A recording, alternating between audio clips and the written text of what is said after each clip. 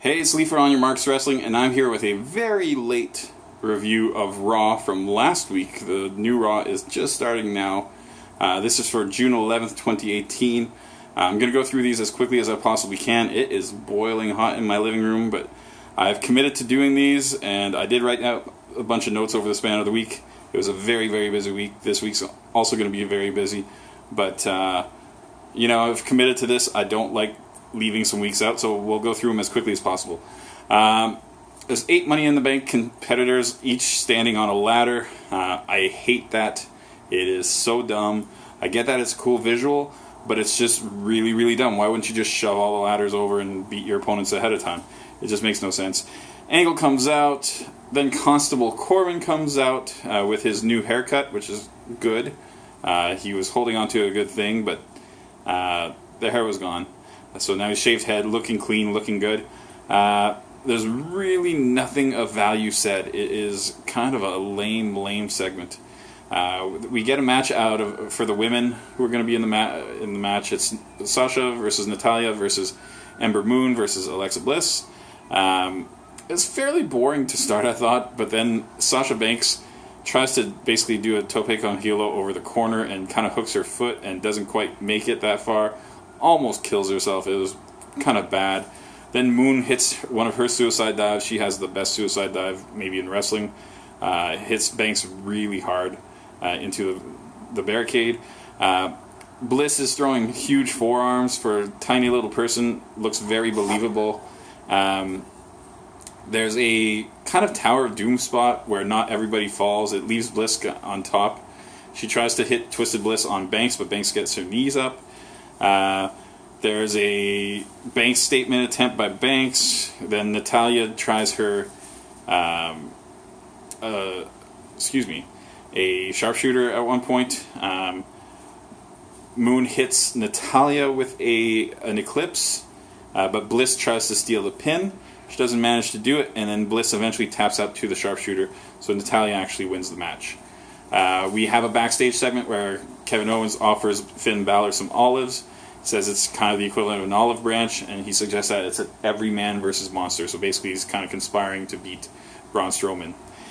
We have Breezango versus Ziggler and McIntyre. McIntyre catches Breeze on his hip at one point, which must require a ton of strength, and then he power bombs him into Fandango. There's the combo finisher of the Zigzag and the Claymore. After the match, Ziggler says that last week was a fluke when they got eliminated early from the tag team battle royal, and McIntyre says they'll dominate all teams in the division. I'm going to refer to my notes even more than I normally do, just because I cannot remember what happened on this show. Roman Reigns is backstage, says that Jinder has earned an ass whooping. That was him getting the good guy swear word of the night. We have Mahal, who says the winds are changing. Says that he's going to defeat Roman at Money in the Bank. Says he's already defeated, actually. And then Roman Reigns' music interrupts, and we get the match between Jinder Mahal and Roman Reigns. I should have said Mahal is in the ring. He's not backstage. Mahal teases the Great Khali as his opponent. Basically says, I'm not the one who's going to fight you, Reigns. He talks about this great Indian fighter and stuff like that. And then he reveals that it's actually Singh, and Reigns beats Singh in a squash match. But Mahal manages to get the Khalas on Reigns, and so he gets the upper hand heading into the pay-per-view, so you know who's winning at the pay-per-view. We have the B team versus Rhino and Slater. I wrote pretty short match ending with the assisted neckbreaker, which is basically the finisher of the B team. I don't know what they're going to call that. Then there's the Leaders of Worlds promo video. There's a blackout, and the Leaders of Worlds are on the ramp. They say that they're going to delete the B team, and that's pretty much it. Elias is backstage, says he's not used to performing in front of a bunch of Arkansas hillbillies. Then Elias actually is in the ring after a commercial, and he sings what I wrote down was one of his better songs. He runs down Seth Rollins' nicknames because he's got so many of them, and he's kind of right. and then he runs him down for being into CrossFit. He says that automatically makes him a douche. Also kind of right. And then he runs down Arkansas, just in general. He reveals that he has a guitar with a painting of the Intercontinental title painted on it. He says that John Mayer himself gave it to him. And then you also hear Coach say that John Mayer is a great hip-hop artist, which is kind of going to come into play later on. Rollins' music hits. Elias gets a few kicks in, or I wrote licks in. I guess I turned into a 1960s person there. But it's sent to the outside unpleasantly, I wrote. He hit his back. Didn't look nice. Then Seth threatens to destroy the guitar, and eventually does.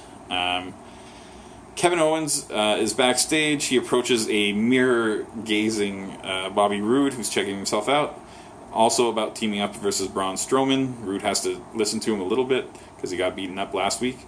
The Riot Squad are backstage being bullies. They cut a guy's tie off. And then we got a match, Ruby Riott versus Bayley. There's a really botched attempt at a through-the-ropes kind of Hurricane Rana by Bayley. She basically kind of goes for it and stops. It was kind of comedic. It was fine, though. It's not a big deal, but I just thought it was kind of funny looking. The Riot Squad distraction leads to Bayley's shoulder hitting the post at one point. Ruby Riott hits her Riot kick, and she gets the win. And then Riot Squad spray paint an R onto Bayley. Natalya's backstage, and she tells Ronda not to take her eyes off of Nia, not to trust her. Fine. Coach introduces Ronda Rousey and Nia Jax for an official kind of signing face-to-face in the ring. Nia really carries this segment. I wrote that it's terrible, but Nia carries it. It could have been worse. Nia says that a lot of illegal moves in the UFC are legal in WWE. She kind of runs them down, saying like the 12-6 elbow, headbutts, just all these things. Then she mentioned a few things that are illegal in WWE, but she made it sound like they're legal. She said like hair pulling. Hair pulling is not legal in WWE. Nia says that Ronda isn't ready. Ronda runs down her accomplishments, so she basically says, yeah, I wasn't ready to be UFC champion either, or to make the Olympics at 17 and all this stuff. Nia ends up headbutting Rousey, but Rousey manages to tap Nia out with the armbar. Then we have Kurt Hawkins backstage, and he's passed by No Way Jose and the Conga Line. And then we get the match between No Way Jose and Kurt Hawkins. Hawkins doesn't show up at first. The ref starts to count to 10. Then Hawkins attacks from behind. He's dressed up as one of the Conga Liners. Jose hits a pop-up right cross, though, and Hawkins' streak is extended to 201 losses in a row. I actually like this segment. It was a short segment, but it's two guys that aren't in the main picture, but they both have storylines that played into both of them. I was fine with it. Sami Zayn lays out a military-style obstacle course, says that Green Berets do it in 2 minutes, but earlier he was able to do it in one and a half minutes without having warmed up. Lashley comes out, he starts running the course, does it very, very quickly. He's almost 30 seconds, and Zayn just attacks him after the course. So it's just Zayn showing that he's smarter. Then Roode and Balor are backstage, and they're talking about the possibility of teaming with Kevin Owens versus Strowman. Then Strowman comes out backstage as well, and then he recommends that they actually do what KO's been suggesting, so he kind of wants them to gang up against him because he's still going to beat them. So then we get the final match. It's Strowman versus Balor versus Owens versus Roode. Strowman clears the ring early. That galvanizes the other three. They realize they do have to work together. Owens tries to escape to the back, but Strowman catches him. Owens frog splashes Strowman from a ladder onto the announcer's table. It's very impressive and high impact. This leaves Balor and Roode to fight in the ring. Not much happens. Eventually, Owens joins the mix. Strowman eventually comes back as well. Owens tries to run away, but he's caught. Strowman does his running shoulder tackle thing on the outside. The others re-team together again, but Owens tries to roll up Rude, which kind of causes a little dissension in that group of three. There's a coup de grace and a glorious DDT and a frog splash on Strowman for a near fall. Owens uses a ladder, but Strowman ends up slamming him onto the ladder, and he gets the win that way. Final match was okay.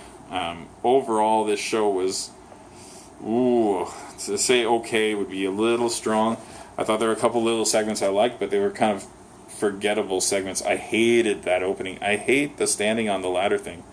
I get that it's a cool visual, but just stop doing it. It's dumb. Try to make me believe that this is real. I know it's not real, but try to make me believe it's real. That's all I want. Treat it like a sport. So yeah, overall 6.5 out of 10. I can't go any higher than that. It wasn't the worst episode I've seen post WrestleMania. There's been far worse, but not very good. All right, thanks for watching.